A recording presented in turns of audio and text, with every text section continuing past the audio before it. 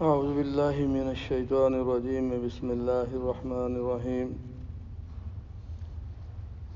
سورہ انعام کی آیات کا ترجمہ بھائی نے پڑھا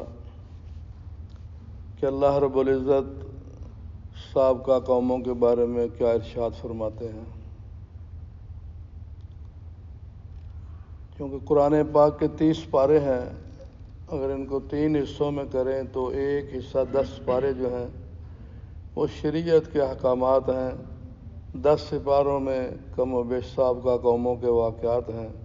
10 سپاروں میں اللہ نے آخرت سے ڈرایا ہے، قیامت کا ذکر۔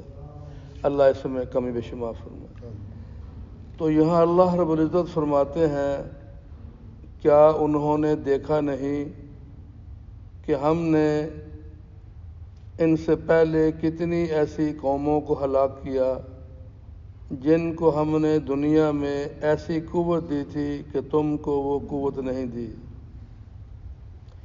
جسمانی قوت، مال کی فراوانی، بڑے خاندان ہونا، بڑے خاندان والا ہونا، عزت کا ملنا، عمروں کا دراز ہونا، حکومتی طاقت کا ہونا وغیرہ وغیرہ۔ اور ہم نے ان پر خوب بارشیں برسائیں، ہم نے ان کے کھیت اور باغوں کو نیچے سے نہریں جاری کی، پھر باوجود اس قوت و سامان کے ہم نے ان کو ان کے گناہوں کے سبب ہلاک کر دیا اور ان کے بعد ان کی جگہ دوسری جماعتوں کو پیدا کیا۔ اب اللہ تعالیٰ کیا فرماتے ہیں کہ ان کو وہ قوت دی جو تمہیں عطا نہیں کی۔ مالی جسمانی قوت بھی، مال کی فراوانی بھی، بڑا خاندان بھی، بہت سب کچھ نوازا، لیکن انہوں نے گناہوں کو نہیں چھوڑا۔ یہ سب کچھ اللہ نے عطا فرمایا، پھر کھیتی باڑی کے اعتبار سے بھی ان کو نوازا، بارشیں برسائیں، کھیتی لہلہائیں۔ بس وہ یہی سمجھے نا کہ اللہ ہم سے راضی ہے تو ہمیں یہ عزت ملی ہے، یہ قوت ملی ہے، یہ خاندان ملا ہے، یہ مال ملا ہے، یہ ہمیں زمین ملی ہے، مویشی ملے ہیں، جو کچھ بھی ہے اللہ راضی ہے۔ تو اللہ رب العزت کے راضی ہونے کی یہ نشانی نہیں ہے۔ دنیا کا مل جانا اللہ کے راضی ہونے کی نشانی نہیں ہے، اور دنیا کا چھن جانا اللہ کی ناراضگی کی نشانی نہیں ہے۔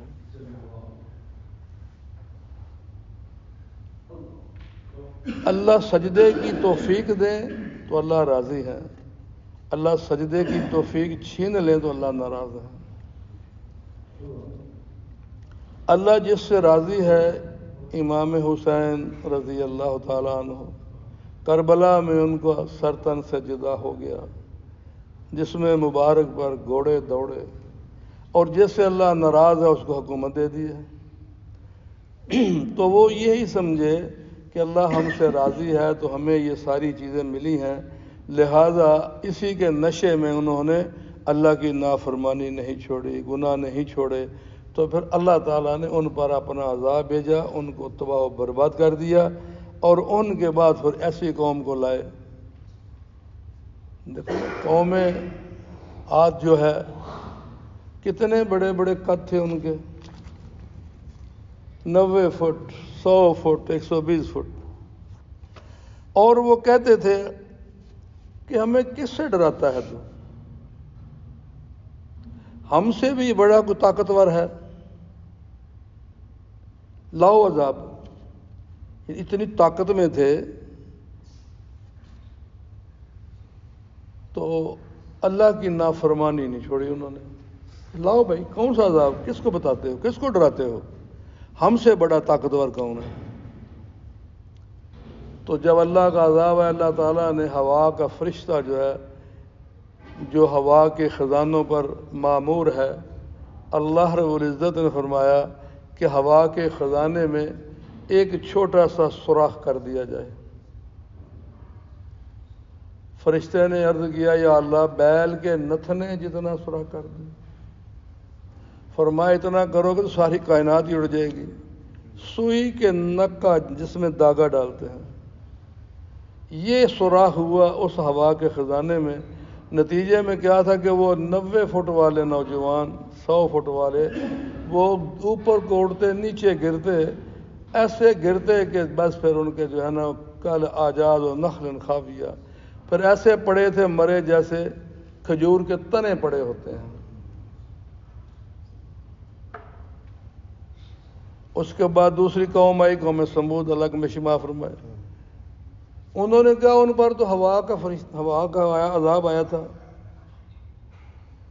انہوں نے پہاڑوں میں، ان کو اللہ نے ناخنوں میں اتنی طاقت دی تھی کہ جیسے ہم چھینیے تھوڑی سے کام کرتے ہیں وہ اس سے زیادہ تیزی سے، اب یوں سمجھے جیسے آپ ریت میں ہاتھ ڈال کے تو بناتے، اس طرح وہ اپنے ناخنوں کو اللہ نے ان کی اتنی طاقت دی تھی کہ وہ ناخنوں کے ساتھ پہاڑوں کو کریت کے انہوں نے اندر اپنے مکان بنا لیے تھے کہ یہاں ہوا کیسے آئے گی. لیکن اللہ کے نبی کی نہیں مانی، نافرمانی نہیں چھوڑی. یہی کہا لا کون سا عذاب تمہیں بتاتا ہے، کس سے ڈراتے ہو. ان پر تو ہوا کا عذاب آیا تھا. ہم نے اپنے پہاڑوں کے اندر غاریں بنا کے اندر کمرے بنا لیے. تو جب نافرمانی نہیں چھوڑی تو پھر ایک فرشتہ آیا، اس نے ایسی چیخ ماری کہ اس آواز سے ان کے کلیجے پھٹ گئے، رنگ نیلے کالے پیلے ہو گئے. تو اللہ تعالیٰ یہاں ان سورہ انعام کی آیات میں فرما رہے ہیں کہ ہم نے سب کچھ دیا، جوانی بھی دی، طاقت بھی دی، مال بھی دیا، خاندان بھی دیا، عزت بھی دی، شہرت بھی دی. ان کو کھیتیاں جناب بارشیں برسائیں، نیچے سے نہریں چلا دی، لیکن اللہ کا شکر ادا نہیں کیا، ناشکری کی. تو بھائی مجھے اور آپ کو ان آیات سے کیا سبق لینا چاہیے؟ پہلی بات تو یہ ہے کہ بھائی ہم ہر حال میں اللہ کا شکر ادا کر رہے ہیں. اللہ تیرا شکر ہے کہ تو نے ہمیں انسانوں میں مسلمان بنایا ہے، اپنے محبوب کا امتی بنایا ہے، ہمیں عصر کی نماز با جماعت پڑھنے کی توفیق عطا فرمائی ہے.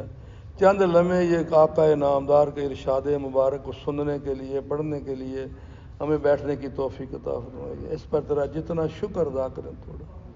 اور اگلی بات یہ بھائی سوچنے کی یہ ہے کہ اللہ نے ہمیں جس حال میں رکھا ہے اللہ کا شکر ادا کریں. کیونکہ قرآن پاک میں قلیل من عبادی الشکور، بہت تھوڑے ہیں جو اللہ کا شکر ادا کرتے ہیں. ان الانسان لربہ لکنود، یقیناً انسان اپنے رب کا بڑا ناشکرا ہے. تو ہم ناشکری سے بچیں. ہمارا مقدر ماں کے پیٹ میں لکھا گیا تھا، مرتے دم تک جو لقمہ آخری کھانا ہے وہ بھی لکھا جا چکا ہے. اللہ پر راضی رہیں، شاکر رہیں. اے اللہ تجھے جس حال میں رکھا ہے تجھ پر راضی ہیں. ناشکری سے بچیں، کیونکہ ناشکری سے کیا ہوگا؟ لئن شکرتم لازیدنکم ولئن کفرتم ان عذابی لشدید. اللہ فرماتے ہیں میرا شکر ادا کرو گے میں اور دوں گا، ناشکری کرو گے تو عذاب بڑا سخت ہے. تو اللہ تعالیٰ کی بارگاہ میں دعا ہے کہ اللہ تعالیٰ ہمیں آج کی ان آیات جو سورہ انعام کی بھائی نے پڑھی ہیں اور جو تھوڑا اس پر مذاکرہ ہوا ہے، اور ہم نے اپنے اپنے گریبان میں جان کے دیکھنا ہے کہ میں کہاں کھڑا ہوں، مجھے کیا کرنا ہے. جو اللہ چاہتے ہیں اللہ ہمیں وہ کرنے کی توفیق عطا فرمائے. اللہم لک الحمد کما ینبغی لجلال وجہک وعظیم سلطانک. اللہم صلی علی محمد وعلی آل محمد کما صلیت علی ابراہیم وعلی آل ابراہیم انک حمید مجید. اللہم بارک علی محمد وعلی آل محمد کما بارکت علی ابراہیم وعلی آل ابراہیم انک حمید مجید.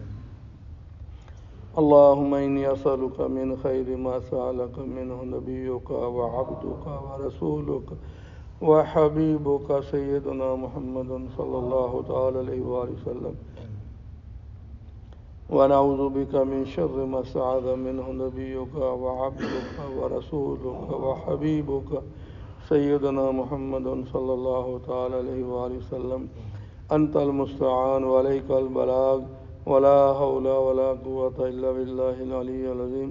وسلام على المرسلين والحمد لله رب العالمين. لا إله إلا الله محمد رسول الله. جزاك الله خيرا.